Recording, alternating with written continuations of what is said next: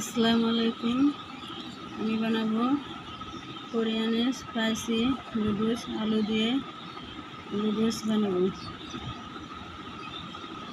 তার জন্য আলুগুলো সিদ্ধ করে নিয়েছি, দিয়ে দেবো পরিমাণ মতো লবণ, দিয়ে আমি আলুগুলো ভালো করে মেখে নেব। আলু এমনভাবে মেখে নিতে হবে যে আলুর ভিতরে কোনো জানি দলা বা লাঞ্চ না থাকে। আমি এর ভিতরে দিয়ে দেবো কর্নফ্লাওয়ার, এর ভিতরে দিয়ে দেবো 2 চামচের মতো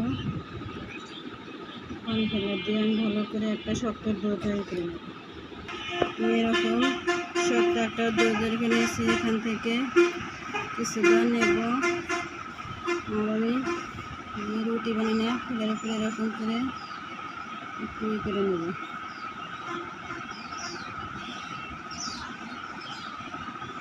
এরকম লম্বা লম্বা করে একটু মোটা করে নুডলসের শেপ দিয়ে নেব। এরকম লম্বা করে নুডলসের শেপ দিয়ে সবগুলো বানিয়ে নেব। এখন এরকম করে আমি সবগুলো নুডলস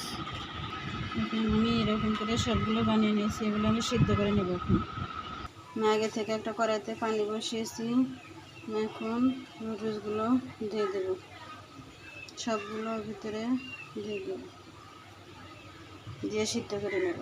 দেখুন সিদ্ধ হয়ে গেছে। আমি এখন পানি থেকে উঠে ঠান্ডা পানিতে দিয়ে নেব। কড়াইতে দিয়েছি সয়াবিন তেল, দিয়ে দেবো রসুন কুচানো আর মরিচ কুচানো, দিয়ে দেবো 1/2 চামচ মতো চিলি ফ্লেক্স, দিয়ে দেবো 1 চামচের মতো সয়া সস, দিয়ে দেবো কিছুটা পরিমাণ টমেটো সস, ভালো করে নাড়িয়ে নেব।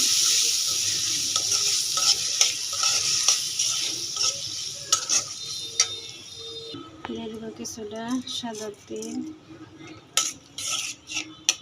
দিয়ে আমি নুডলসগুলো ঢেলে দেব।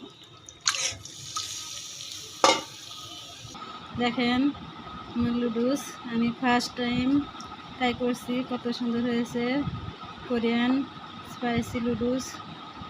দেখেন আপনারা চাইলে বাসায় ট্রাই করতে পারেন, আমার মতো অনেক সুন্দর হয়েছে।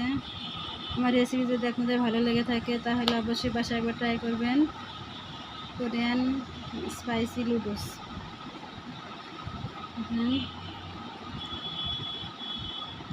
আমার রেসিপি যদি আপনাদের ভালো লেগে থাকে তাহলে অবশ্যই বাসায় ট্রাই করবেন। খায়া কেমন হয়েছে কমেন্টসে জানাবেন। আমি একটু সাদা তেল ছড়িয়ে দিয়েছি হালকা করে। আল্লাহ হাফেজ।